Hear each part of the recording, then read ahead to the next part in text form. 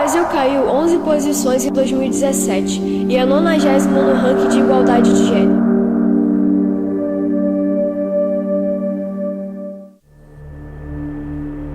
As diferenças nos padronizam, nos coloca rótulos ou seria a história?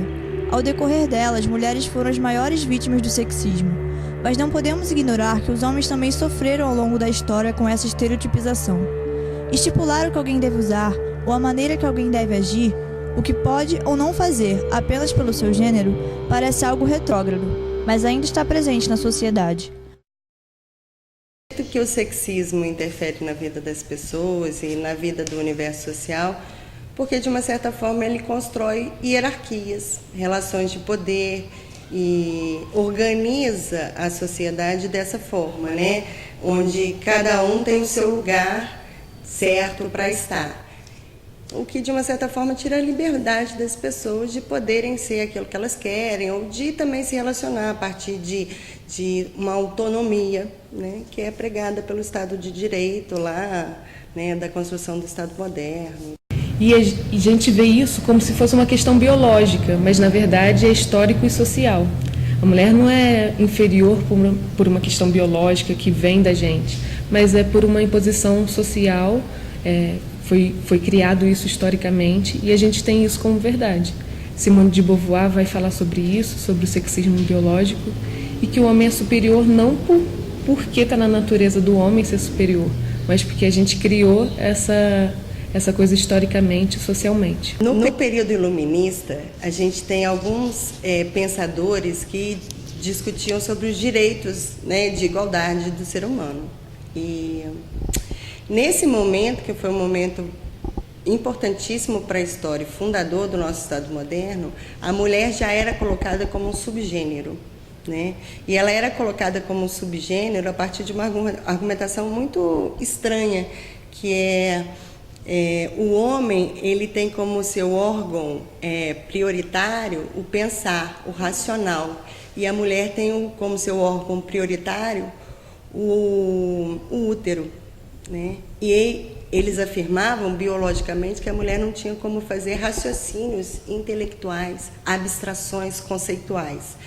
E daí, né, se você for pensar até a própria história da religião, de colocar a mulher também como a pecadora, de colocar a mulher como aquela que de uma certa forma levou ao homem a ser expulso do paraíso, você está sempre colocando a mulher numa condição de inferioridade, né? E isso é um problema na nossa sociedade atual, né? Porque se você for pensar, as mulheres não só são capazes de pensamentos abstratos e conceituais, mas também são superativas socialmente falando com relação ao trabalho, né? Então, a mulher comanda a sociedade de uma certa forma. As mulheres já têm demonstrado que elas estão atuando em diversos segmentos.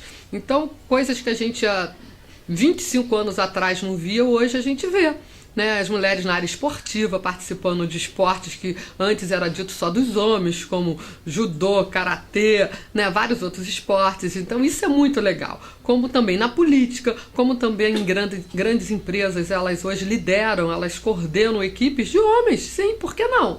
Então essas mulheres estão mostrando que não tem que ser desigual essa competitividade, não tem que ter salário. Se a gente for pensar que ainda existia e ainda existe com certeza lugares que pagam menos para as mulheres do que os homens que fazem a mesma coisa que essas mulheres fazem. Então, isso não pode acontecer. Então, a gente tem que brigar para que tenha igualdade, mas igualdade também salarial. Se você está ali, naquele seu papel, fazendo a mesma função de um homem, você tem que ganhar igual. E aos poucos a gente tem demonstrado isso. A discriminação de gênero é uma coisa que existe há muito tempo, né? E para a gente buscar soluções para esse problema, é preciso a gente pensar primeiro, acho que, onde está isso no cotidiano?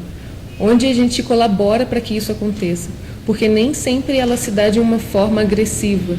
Tem muito sexismo benevolente que está entranhado no nosso cotidiano e que a gente não se dá conta. Então acho que a gente tem que investigar qual é a nossa contribuição para que isso aconteça, para que isso exista na sociedade.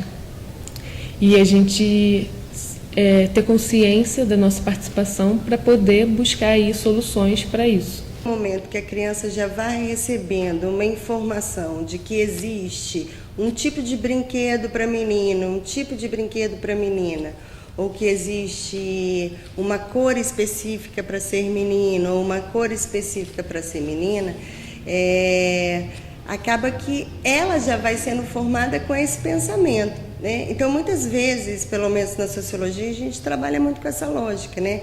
Nós somos livres até que ponto no nosso pensamento? For all the girls to buy princesses and all the boys to buy superheroes. Well, why? Because girls want superheroes and the boys want superheroes, and the girls want pink stuff and the boys don't want pink stuff. Yeah. Boys want both, but why do you think they do that? Because the companies who make these try to trick the girls into buying the pink stuff instead of stuff that boys want to buy, right? Right, but you can buy either, right? And boys can buy either. If boys want to buy pink, they can buy pink, right? Yeah, so then why do all the girls have to buy princesses? Some girls like superheroes, some girls like princesses. Yeah, Some boy like superheroes, some boy like princesses. absolutely. So You're absolutely then right. why does all the girls have to buy pink stuff and all the boys have to buy different color stuff? It's a good question, Riley. E acho que a gente não pode negar o que o homem sofre pelo sexismo também. O sexismo determinou o lugar do homem e o lugar da mulher na sociedade. E quem sai muito dessa determinação, muitas vezes é discriminado. Um homem que faz balé, por exemplo, a sociedade muitas vezes não vê isso como uma coisa do homem, vê isso como uma coisa feminina. Então a gente botou muitos polos feminino e masculino, e quando a gente sai um pouquinho disso, a gente é mal visto muitas vezes. Então é preciso que a gente perceba que não é porque uma coisa é tida como feminina que o outro gênero não pode participar dela. O que faz algo ser feminino ou ser masculino, né? Acho que a gente constrói essas polarizações, mas na verdade elas não existem. Existe toda essa pressão que o homem ele precisa ser másculo, precisa ser forte, o que é horrível, que numa relação amorosa, às vezes muitos homens vão assim ter sua primeira relação e acabam excedendo na força por causa dessa ideia machista, né, sexista antiga. Acontece muitas vezes isso.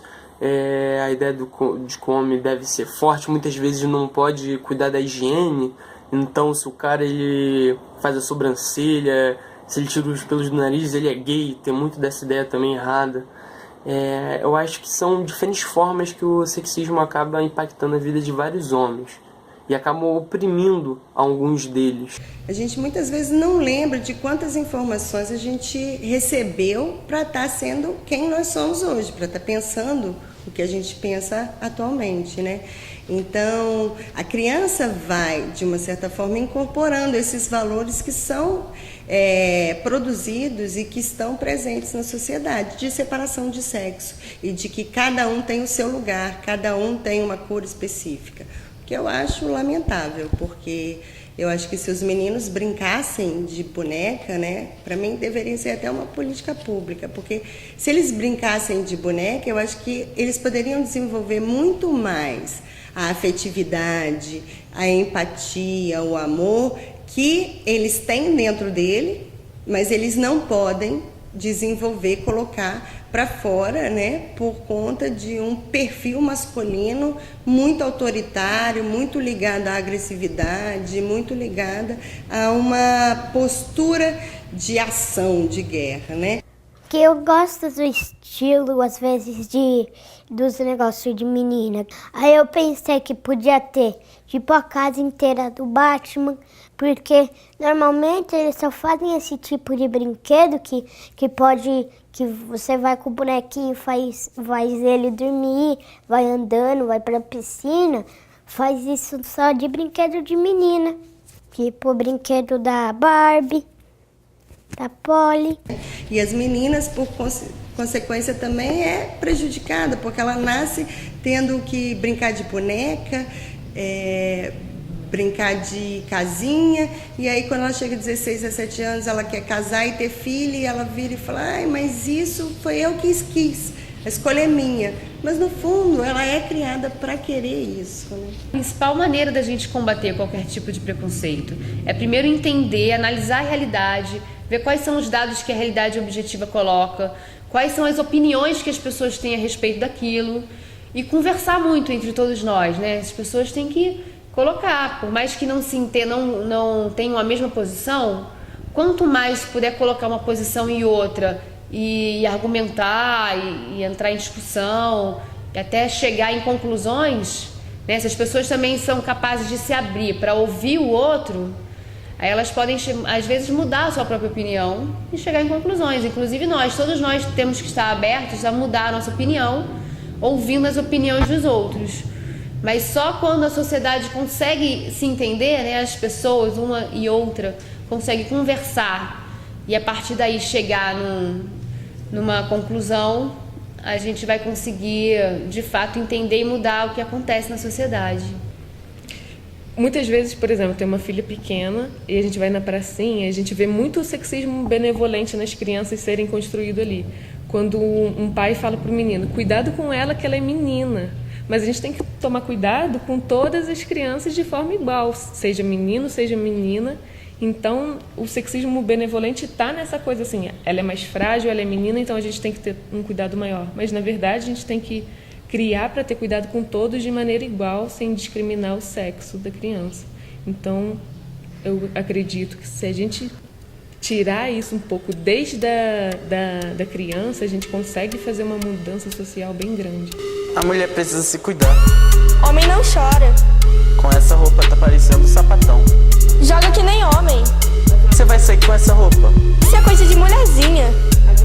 Garotas não fazem essas coisas.